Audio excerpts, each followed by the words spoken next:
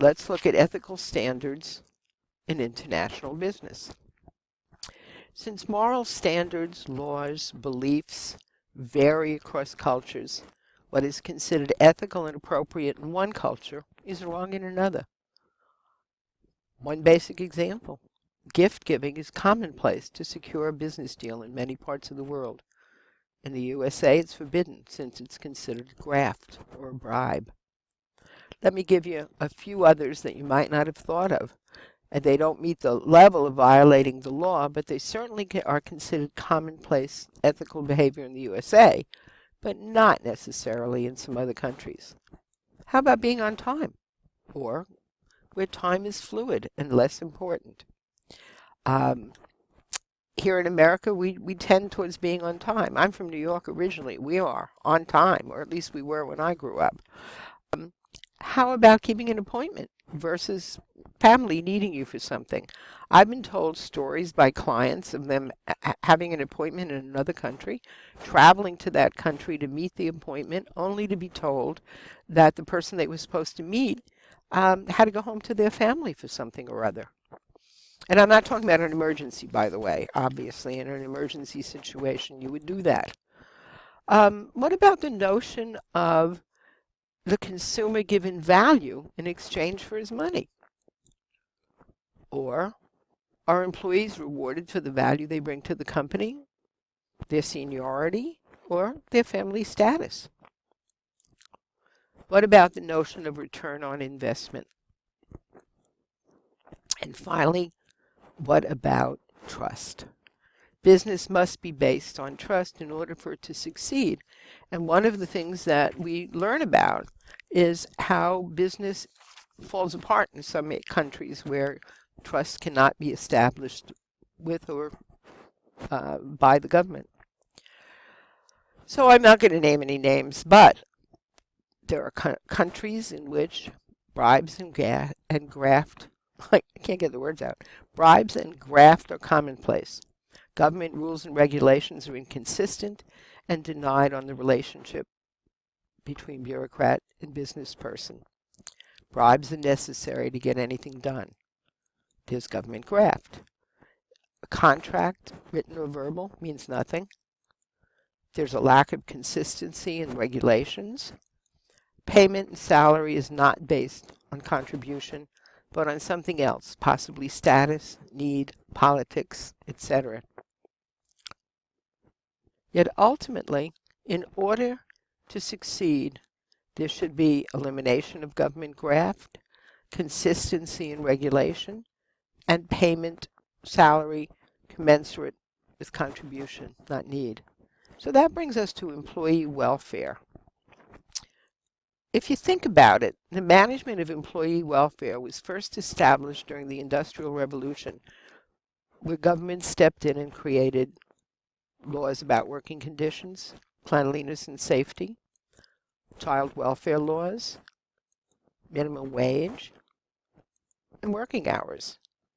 Today, in addition to all the others, OSHA dictates safety in the workplace. Social responsibility. This is a very interesting, fairly new concept about what goes on in the workplace. It's recent, and change in attitude includes social responsibility and behaviors in the workplace. So one could ask, is social responsibility an ethical mandate for business? Milton Friedman says no, unless it furthers the business reputation, sales, customer base, and/or loyalty. The reason, he asserts, is because the primary responsibility is to the stakeholders, next to the employees themselves, which suggests not doing anything that would harm the bottom line. But I think it can be good public relations. I also think that it's great benefit to employee morale and team building. But when you think about attitude of noblesse oblige, do those who have more or can do more have the responsibility, the moral obligation to help those who have lesser opportunities or ability? That becomes an ethical question. My own experience, though, is that when corporate clients include activities of social responsibility, that allows employees to do something worthwhile for the community, and the overall attitude of those employees gets more positive. I'm thinking about walkathons, fairs, helping out at food banks, etc.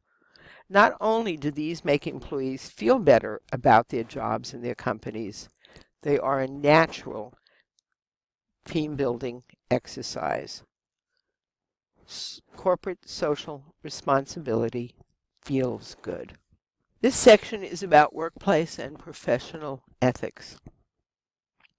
As previously stated, ethical standards are often higher than standards of law. The law dictates the bottom line of behavior considered unacceptable. Ethical standards line up between morality and law. They are called normative standards. Workplace and professional ethics are considered private law, and there must be an agreement to abide by both parties. That's why most companies have employee handbooks with their standards in them and require the signature of the employee upon accepting being hired. Ethical standards are generally accepted codes of behavior specifically mandated by an organization or association. Some examples of violating workplace or school codes of ethics. Just some funny examples. Cutting in line at a movie, a restaurant, or a store. Cheating on a test or a term paper, work-related or school. Speeding. Stealing small things. Paper, pens.